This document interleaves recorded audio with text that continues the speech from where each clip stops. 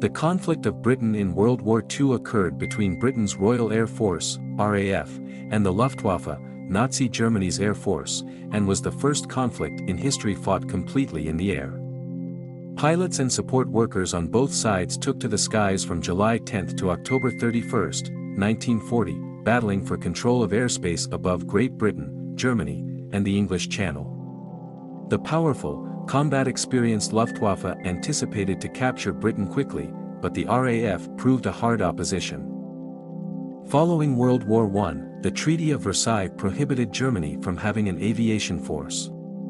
However, with the assistance of the Soviet Union, Germany surreptitiously disobeyed the accord and trained Air Force pilots and support personnel on combat planes. When Adolf Hitler and his Third Reich came to power, Nazi Germany began rebuilding their air force. In February 1935, Hitler established the Luftwaffe, putting former World War I fighter pilot and political friend Hermann Göring in command. By the outbreak of World War II in 1939, the Luftwaffe had become the world's most powerful and well-trained air force. They were critical in Germany's blitzkrieg assault of most of Western Europe, including Poland, Holland, Belgium, and France. From June 22, 1940 until June 22, 1940, the Soviet Union has his sights set on the United Kingdom. He planned a large land and marine assault codenamed Operation Marine Lion, but he realized he had to first beat the RAF. Hitler anticipated that his Luftwaffe and its fearsome reputation would scare Britain into surrendering quietly, and even dangled the idea of a peace pact. However, Hitler miscalculated the fortitude of Britain's people, its military and its feisty new prime leader. Winston Churchill, who rejected the offer outright, Churchill thought that Hitler and the sins of Nazism had to be eradicated at whatever cost. He was aware of the fact that the RAF was Britain's primary defense against German forces crossing the English Channel. Days before France's capitulation, Churchill delivered his famous "finest hour" address to the House of Commons, stating unequivocally that he had no intention of capitulating to Hitler, despite the fact that some members of Parliament wished for peace talks. "The Battle of France is over," Churchill remarked in his speech. "I believe the Battle of Britain is about to start."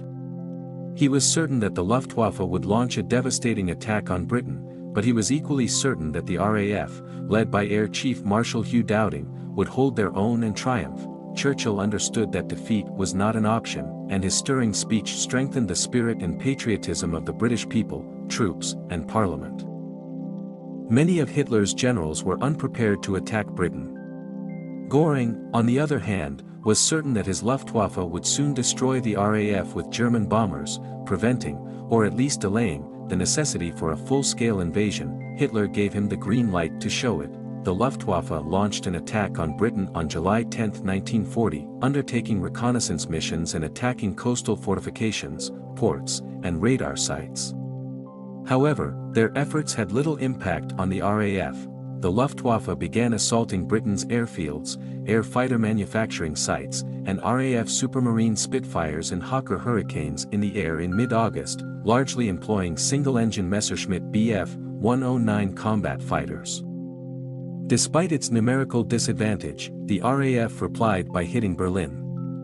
Enraged, Hitler and Göring altered tactics and ordered the Blitz bombing campaign on London, Liverpool, Coventry, and other key cities, trying to destroy British morale.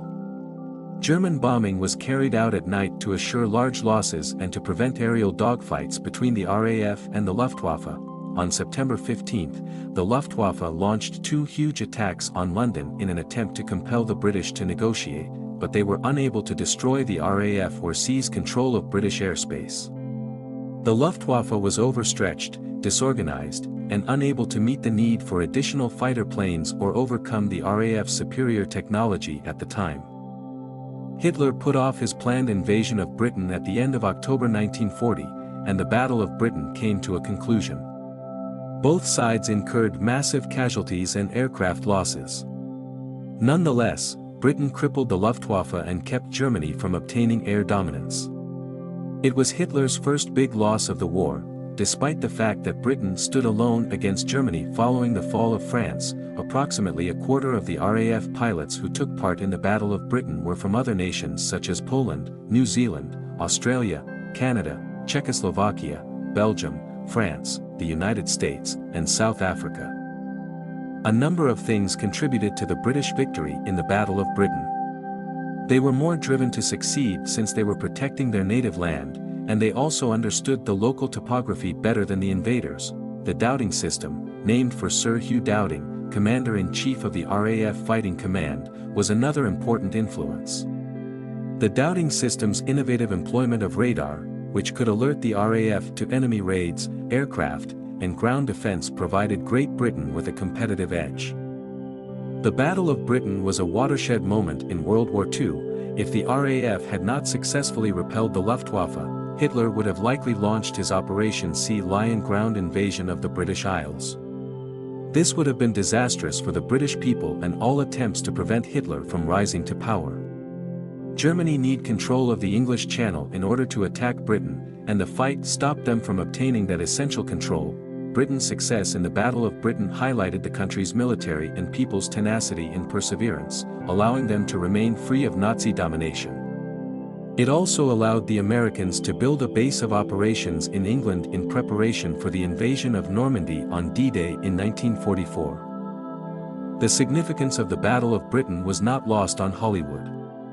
The Battle of Britain, starring Michael Caine, Christopher Plummer, Robert Shaw, and Laurence Olivier as Commander Hugh Dowding, was released by MGM in 1969. Battle of Britain, a documentary produced by brothers Colin and Ewan McGregor to commemorate the event's 70th anniversary. Voices of the Battle of Britain, a documentary featuring first-hand accounts of RAF veterans. And Mission of Honor, a film about RAF Hurricane Squadron 303. After this video, watch our previous videos. As a support for our channel, put like and subscribe, and we will respond with educational content. Thank you.